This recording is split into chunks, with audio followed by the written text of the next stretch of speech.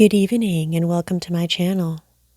Tonight, we'll be continuing our story of The Murder of Roger Ackroyd by Agatha Christie.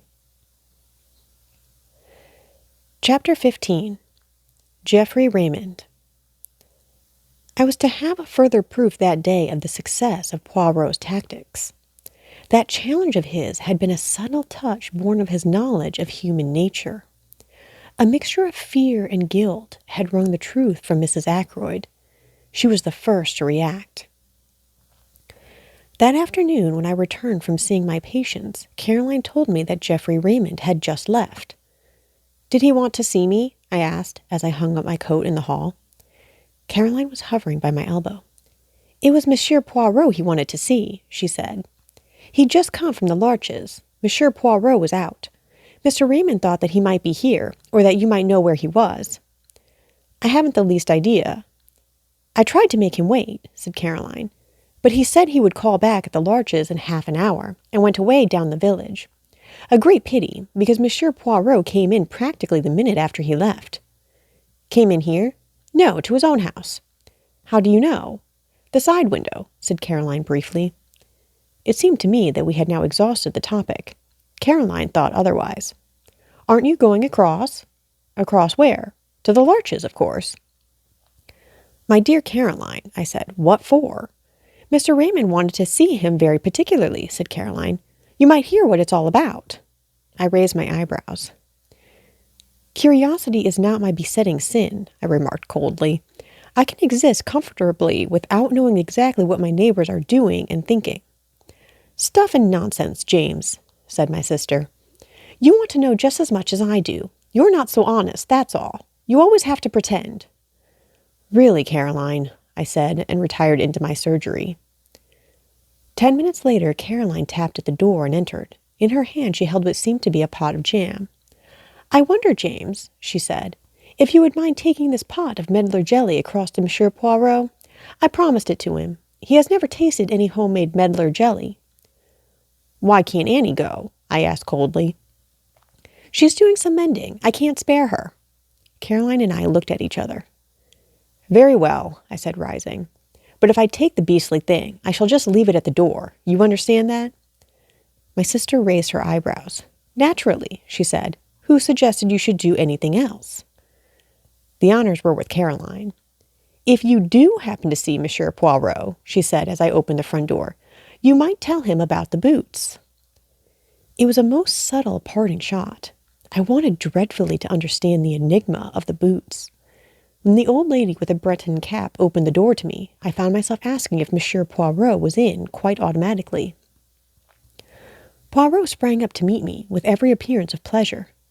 "Sit down, my good friend," he said. "The big chair? The small one? The room is not too hot, no?" I thought it was stifling, but refrained from saying so. The windows were closed, and a large fire burned in the grate. "The English people, they have a mania for the fresh air," declared Poirot. "The big air, it is all very well outside, where it belongs. Why admit it to the house? But let us not discuss such banalities. You have something for me, yes?" "Two things," I said. "First, this for my sister." I handed over the pot of medlar jelly. "How kind of Mademoiselle Caroline. She has remembered her promise. And the second thing?" "Information of a kind." And I told him of my interview with Mrs. Ackroyd. He listened with interest, but not much excitement. "It clears the ground," he said thoughtfully, "and it has a certain value as confirming the evidence of the housekeeper. She said, you remember, that she found the silver table had opened and closed it down in passing." "What about her statement that she went into the drawing room to see if the flowers were fresh?" "Ah, we never took that very seriously, did we, my friend?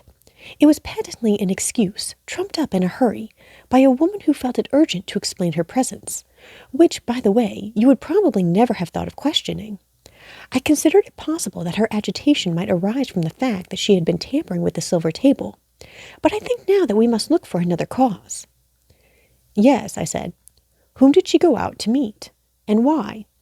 "You think she went to meet someone?" "I do." Poirot nodded. "So do I," he said thoughtfully. There was a pause. "By the way," I said, "I've got a message for you from my sister. Ralph Patton's boots were black, not brown." I was watching him closely as I gave the message, and I fancied that I saw a momentary flicker of discomposure. If so, it passed almost immediately. She is absolutely positive they are not brown? Absolutely. Ah, said Poirot regretfully. That is a pity. And he seemed quite crestfallen. He entered into no explanations, but at once started a new subject of conversation. The housekeeper, Miss Russell, who came to consult you on that Friday morning. Is it indiscreet to ask what passed at the interview, apart from the medical details, I mean? Not at all, I said. When the professional part of the conversation was over, we talked for a few minutes about poisons, and the ease or difficulty of detecting them, and about drug-taking and drug-takers. With special reference to cocaine? Asked Poirot. How did you know? I asked, somewhat surprised. For answer, the little man rose and crossed the room to where newspapers were filed. He brought me a copy of the Daily Budget, dated Friday, 16th September, and showed me an article dealing with the smuggling of cocaine. It was a somewhat lurid article, written with an eye to picturesque effect. That is what put cocaine into her head, my friend, he said. I would have catechized him further, for I did not quite understand his meaning. But at that moment the door opened and Geoffrey Raymond was announced. He came in fresh and debonair as ever, and greeted us both. How are you, Doctor? Monsieur Poirot, this is the second time I've been here this morning. I was anxious to catch you. Perhaps I'd better be off, I suggested rather awkwardly. Not on my account, Doctor. No, it's just this, he went on, seating himself at a wave of invitation from Poirot. I've got a confession to make. Ah, verite? Said Poirot with an air of polite interest. Oh, it's of no consequence, really. But as a matter of fact, my conscience has been pricking me ever since yesterday afternoon. You accused us all of keeping back something, Monsieur Poirot. I plead guilty. I've had something up my sleeve. And what is that, Monsieur Raymond? As I say, it's nothing of consequence, just this. I was in debt, badly, and that legacy came in the nick of time. £500 puts me on my feet again with a little to spare. He smiled at us both with that engaging frankness that made him such a likable youngster. You know how it is. Suspicious-looking policemen don't like to admit you were hard up for money, think it will look bad to them. But I was a fool, really, because Blunt and I were in the billiard room from 9:45 onwards, so I've got a watertight alibi and nothing to fear. Still, when you thundered out that stuff about concealing things, I felt a nasty prick of conscience, and I thought I'd like to get it off my mind. He got up again and stood smiling at us. You are a very wise young man, said Poirot, nodding at him with approval. See you, when I know that anyone is hiding things from me, I suspect that the thing hidden may be something very bad indeed. You have done well. I'm glad I'm cleared from suspicion, laughed Raymond. I'll be off now. So that is that, I remarked as the door closed behind the young secretary. Yes, agreed Poirot, a mere bagatelle. But if he had not been in the billiard room, who knows? After all, many crimes have been committed for the sake of less than £500. It all depends on what sum is sufficient to break a man. A question of relativity, is it not so? Have you reflected, my friend, that many people in that house stood to benefit by Mr. Ackroyd's death? Mrs. Ackroyd, Miss Flora, young Mr. Raymond, the housekeeper, Miss Russell.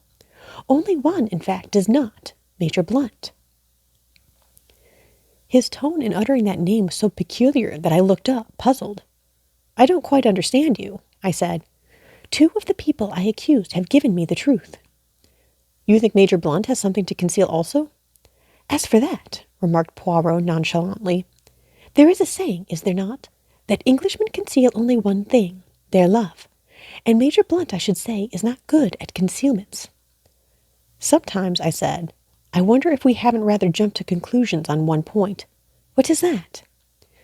We've assumed that the blackmailer of Mrs. Ferrars is necessarily the murder of Mr. Ackroyd.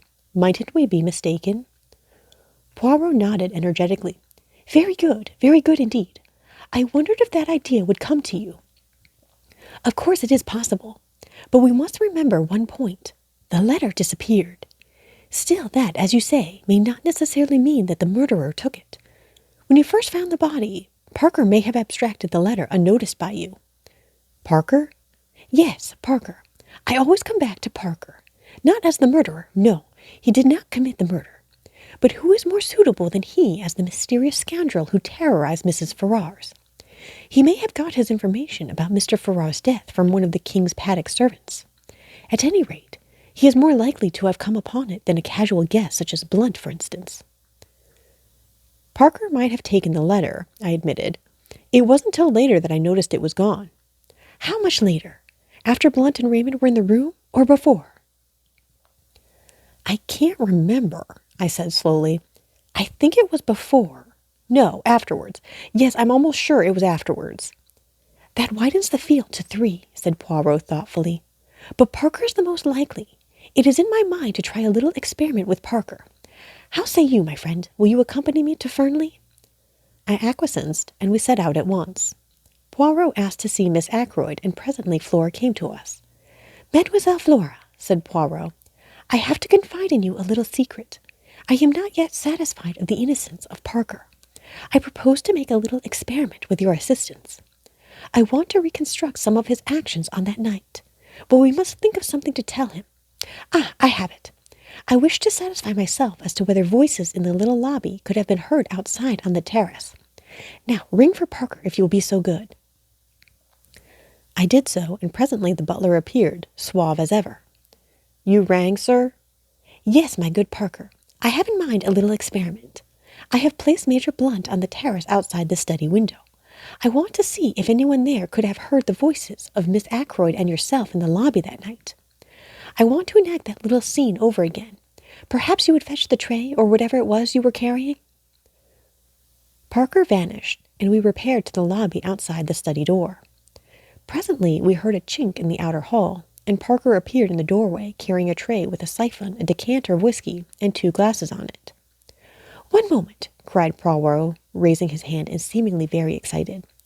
We must have everything in order, just as it occurred. It is a little method of mine. A foreign custom, sir, said Parker. Reconstruction of the crime, they call it, do they not? He was quite imperturbable as he stood there politely waiting on Poirot's orders. Ah, he knows something, the good Parker, cried Poirot. He has read of these things. Now, I beg you, let us have everything of the most exact. You came from the outer hall, so Mademoiselle was where? Here, said Flora, taking up her stand just outside the study door. Quite right, sir, said Parker. I had just closed the door, continued Flora. Yes, miss, agreed Parker. Your hand was still on the handle as it is now. Then, allez, said Poirot. Play me the little comedy. Flora stood with her hand on the door handle, and Parker came stepping through the door from the hall, bearing the tray. He stopped just inside the door. Flora spoke. Oh, Parker, Mr. Ackroyd doesn't want to be disturbed again tonight. Is that right? She added in an undertone. To the best of my recollection, Miss Flora, said Parker. But I fancy you used the word evening instead of night. Then, raising his voice in a somewhat theatrical fashion, Very good, miss. Shall I lock up as usual? Yes, please. Parker retired through the door. Flora followed him and started to ascend the main staircase. Is that enough? She asked over her shoulder. Admirable, declared the little man, rubbing his hands. By the way, Parker, are you sure there were 2 glasses on the tray that evening? Who was the second one for? I always bring 2 glasses, sir, said Parker. Is there anything further? Nothing, I thank you. Parker withdrew, dignified to the last. Poirot stood in the middle of the hall, frowning. Flora came down and joined us. Has your experiment been successful? She asked. I don't quite understand, you know. Poirot smiled admiringly at her. It is not necessary that you should, he said. But tell me, were there indeed 2 glasses on Parker's tray that night? Flora wrinkled her brows a minute. I really can't remember, she said. I think there were. Is that the object of your experiment? Poirot took her hand and patted it. Put it this way, he said. I am always interested to see if people will speak the truth. And did Parker speak the truth? I rather think he did, said Poirot thoughtfully.